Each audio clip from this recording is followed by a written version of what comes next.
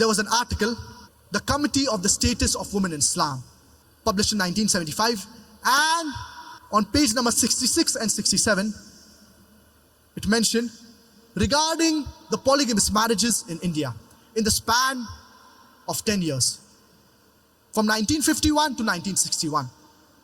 The Hindus did 5.06% polygamous marriages. Among the Hindus, the percentage of polygamous marriages, it was 5.06%. Among the Muslims in India, it was only 4.31%. According to the Indian law, it is illegal for a Hindu to have more than one wife. But for a Muslim, it is permitted according to the Indian law. Yet, even though it is illegal, yet the Hindus, they were more polygamous in marriage. They were more polygamous as far as the marriages were concerned as compared to the Muslims.